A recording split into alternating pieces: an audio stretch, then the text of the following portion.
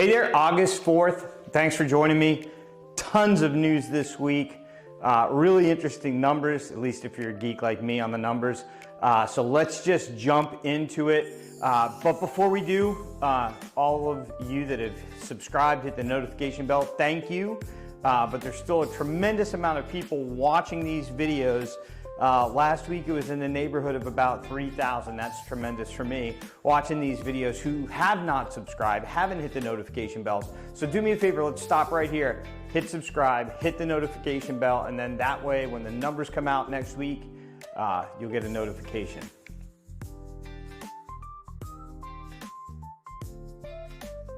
Let's get into those numbers. On the supply side, the inventory side, new listings, I changed this number up. The way I calculated, I was snapshotting it, now I'm looking year to date, so I've recalculated these.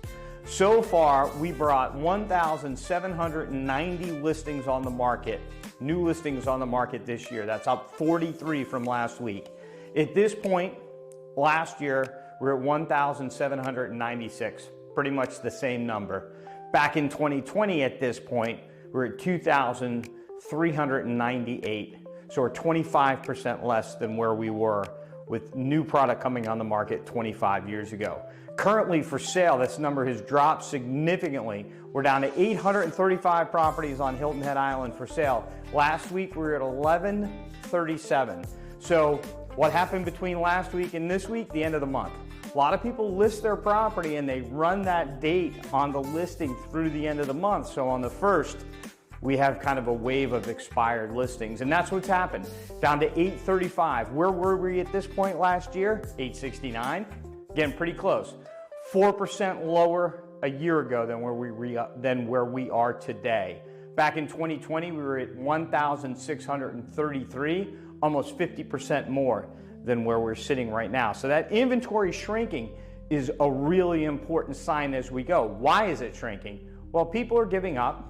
Right? People that are going for aspirational prices for their property, realizing that it ain't that kind of a market.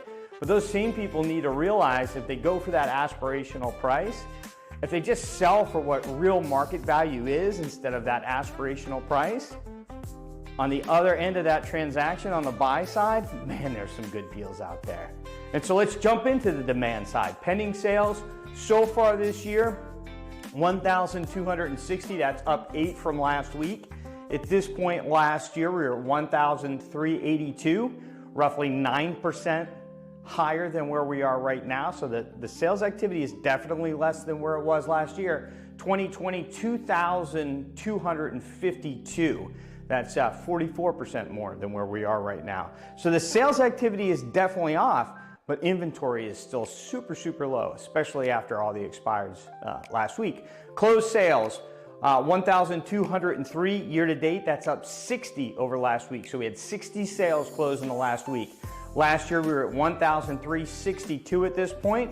That's 12% higher than we are now. And in 2020 we were at 1,860 closed sales, 35% higher than where we are right now. Recalculating the absorption rate off of that, we're at 4.8 months of inventory for Hilton Head Island.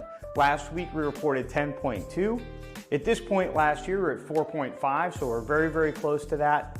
And at this point, 5 years ago in 2020, we were at 5.2. So we're not far off from that number either. Days on the market, how long does it take a property to go under contract once it comes on the market as a new listing?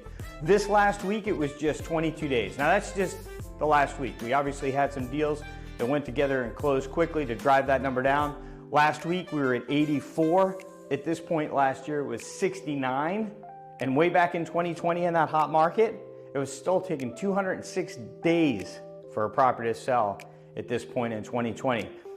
All of this relates to property values. All these things come together. The laws of supply and demand, inventory and demand sales come together, and that's what drives our property values.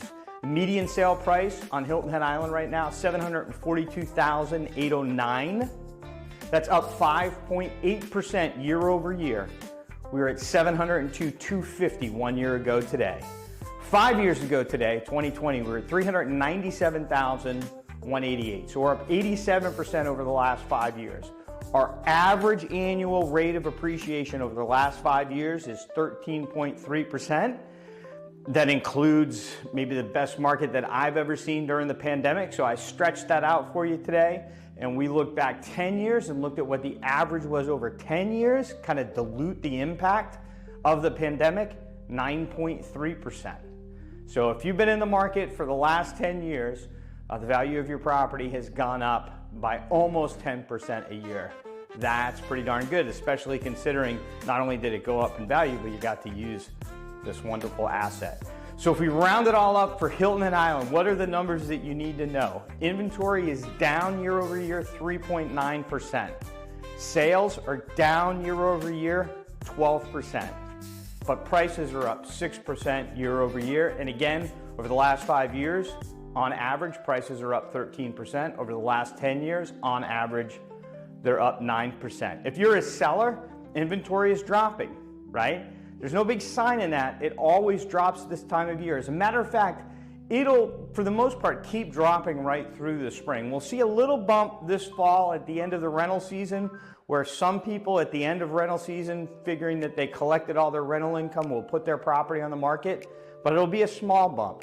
The big spike in inventory will come in February and March after the first of the year. The low point in inventory will be in December, right? But also that's the lowest sales month. So, it still stays in balance. If you're a buyer, I cannot remember a market that had this kind of deals and opportunities in it. And I think the fact that the Fed didn't take action last week and lower the interest rates, it's just gonna kind of deepen those opportunities. So those sellers that have been sitting and they wanna sell, they might just get a little bit more desperate, be a little bit more willing to negotiate, and on the back end, you can get a little bit better of a deal. Remember, what you pay for a property, that's forever. The price that you pay for the property, that's the price you pay for the entire time that you own it. Interest rates are temporary, right? If you buy a property and you finance it, you can finance with one interest rate today, and in a year, you can refinance and change your interest rate. But in a year, you can't change what you paid for the property. And that's the thing to remember right now, that the interest rates are temporary, what you pay for the property is permanent, and you can really, if you negotiate well, you can really lock in a good number. The big news this week, in my opinion, outside the Fed decision, we'll talk about that in a second, the Carlyle Group, an investment firm, closed $9 billion fund. And with that fund, they intend to purchase residential real estate, self-storage, and industrial properties. Why is that a big deal to me? Well, I think it just shows that the opportunity that I keep talking about that exists right now, the people that are, the best investors in the country are raising boatloads of cash to go out and take advantage of exactly what I'm talking to you all about. So, I think my opinion is well grounded, and it's proven out by stories like this, which is one of the biggest real estate news stories, in my opinion, of the week. These investors, again, they're seeing that same opportunity that I'm seeing, and I think we're going to see more of this. And I think the one-off investors, people like you and me, the majority of those people won't start jumping into the market till we see interest rates drop. That'll be the catalyst for them. But again, I think the real opportunity is right now. The Fed meeting. As y'all know at this point, Chairman Powell did nothing, and the president and his administration are not happy about that. But the bigger news, I think, as it relates to the Fed decision, is the day after they came out with some employment information, and the numbers that they came out with were not good for July. But to me, even bigger than the July numbers being really crappy is they revised the May and June numbers. So they went back and they said, hey, the numbers of the big jumps that we thought that we had in May and June, here's the numbers. In May, we need to revise it, and we need to reduce it by 125,000 jobs down to 19,000, right? So the 130-something thousand that they reported back in May, it wasn't true. It was actually 19,000. In June, they revised June downward by 133,000 jobs to 14,000. So you added 133 and 14, that's 147. So they said in June that there was 147,000 jobs. And now they're saying, oh, sorry, it was really 14. That's 258,000 jobs, folks. 250,000 jobs that they reported incorrectly. This revision, this mistake cost the Commissioner of Labor and Statistics her job, right? The administration, President Trump said he believes that this was all done on purpose and this was a scam. And I want to leave you with that question. Was it a scam? Like the day after? If the Fed had, like if this information came out on Monday last week and the Fed had it when they were making their decision, do you think they might have made a different decision?